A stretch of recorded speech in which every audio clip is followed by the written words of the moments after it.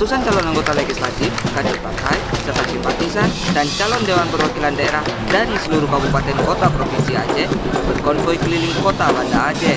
Pawai diselenggarakan Komisi Independen Pemilihan atau KIP Aceh untuk mensosialisasikan pemilu damai.